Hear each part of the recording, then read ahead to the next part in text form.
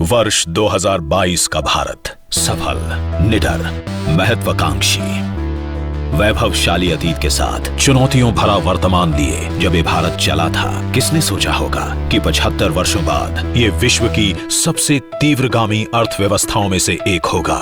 1947 विभाजन झेल रहे नवजात भारत को सुदृढ़ करने और उसके बजट तथा अकाउंट्स की देखरेख के लिए एक्सपर्ट कमेटी का गठन किया गया। आर्थिक संघर्ष की पृष्ठभूमि में नई सरकार बनाने में अकाउंटेंट्स की भूमिका काफी प्रासंगिक रही और ये नया देश धीरे धीरे कदम बढ़ाने लगा। वर्तमान में अर्थव्यवस्था को संबल देने वाली एक से बढ़कर एक योजनाओं जैसे कि skill India, make in India, Jan Dhan योजना आदि का पूरे जोर शोर से क्रियान्वयन जारी है। केंद्र सरकार के निर्देशों पर controller general of accounts (CGA) ने डिजिटल इंडिया के अंतर्गत सार्वजनिक वित्त प्रबंधन प्रणाली PFMS की शुरुआत की, जिसने सभी कल्याणकारी योजनाओं को पूरी तरह नागरिक केंद्रित बना दिया है। जब माननीय प्रधानमंत्री ने आजादी के अमृत महोत्सव की घोषणा की तो ये अवसर देश के विकास के अन्य क्षेत्रों के साथ भारत की आर्थिक प्रगति का भी उत्सव बन गया। आज आजादी के अमृत महोत्सव का प्रारंभ हो रहा है और 15 अगस्त 2023 तक चलेगा। माननीय प्रधानमंत्री ने देशवासियों के समक्ष अमृत महोत्सव के 5 स्तंभ प्रस्तुत किए हैं। स्वाधीनता संघर्ष, 75 वर्षों की अवधारणा, उपलब्धियां, प्रयास तथा भविष्य के लिए संकल्प। देश की प्रगति में दिन रात मेहनत करते नागरिकों के लिए आखिर क्या है इस अमृत महोत्सव का अर्थ? पहले पैसे आने में देरी होती थी, जब से खाते में आने लगे हैं टाइम पर आते हैं। सभी किसान भाइयों का आधार कार्ड रजिस्टर हो रखा है, पैसा सीधे बैंक खाते में जाता है, बीच के बिचौलियों की कोई ज़रूरत नहीं। अब सिलेंडर लेने में कोई दिक्कतबाजी नहीं है, महीने के अंत में हमारे खाते में सब्सिडी भी आ जाती है। मैं वर्करों की पेमेंट खाते में ही भेजता हूँ और कभी इमरजेंसी पड़ गई तो भीम UPI से उनकी पेमेंट कर देता हूँ। 100% पारदर्शिता के साथ PFMS संभव कर रहा है। हर लेन देन का डिजिटल रिकॉर्ड, लाभार्थी तक लाभ पहुंचाने तक की पूरी ट्रैकिंग, फंड्स का डायरेक्ट तथा जस्ट इन टाइम यानी ठीक आवश्यकता के समय ट्रांसफर संभव हो गया है। इस पूरी डिजिटल व्यवस्था के केंद्र में PFMS और इससे जुड़े स्टेक होल्डर्स की भागीदारी ने पारदर्शिता के एक नए दौर की शुरुआत कर दी है। As a further step to enhance transparency and to reduce delays in payments, a completely paperless, end-to-end online e-bill system will be launched for use by all central ministries for their procurements. The system will enable the suppliers and contractors to submit online their digitally signed bills and claims and track their status from anywhere. Digital India के नागरिक आज बैंकों की line में नहीं बल्कि mobile app पर लेन then कर रहे हैं। खरीदारी के लिए जेब में कैश की गड्डी नहीं, UPI कोड ही काफी है। दूर दराज बसे अपनों तक पैसे पहुंचाने के लिए बिचौलिए नहीं, जनधन खातों का सहारा है।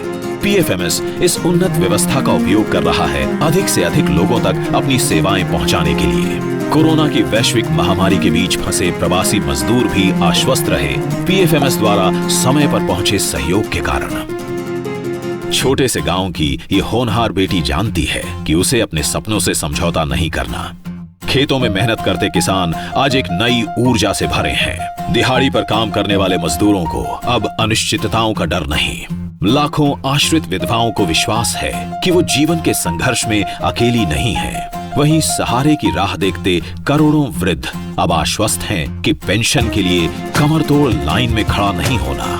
नागरिकों के हितों के लिए भेजा गया 1 रुपया, जो कभी उन तक पहुंचते पहुंचते मात्र 15 पैसे रह जाता था, आज पूरी तरह उनको समर्पित है और ये संभव हो सका है PFMS के माध्यम से।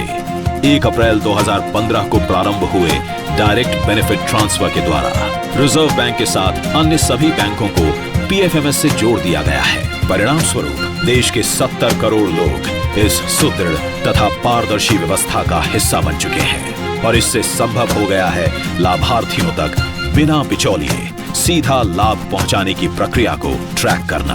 PFMS के द्वारा केंद्रीय स्वायत्त संस्थाएं जैसे कि IIT, ICMR, ICAR आदि को जहां ट्रेजरी सिंगल अकाउंट से जोड़ दिया गया है, वहीं केंद्र द्वारा प्रायोजित सभी योजनाओं को सिंगल नोडल अकाउंट के अंतर्गत कर दिया गया है। The aim of the organization of the Controller General of Accounts has been to provide a world-class, robust, integrated financial information system. Our constant endeavor has been to align our efforts to realize the vision of the Honorable Prime Minister for a digital India through a system which is accountable, responsive and transparent. In the last 2 years, 2 very important measures have been introduced. These are the Treasury Single Account System, which is essentially meant for the central autonomous bodies, and the Single Nodal Account Framework, which is for flow of funds to the state governments.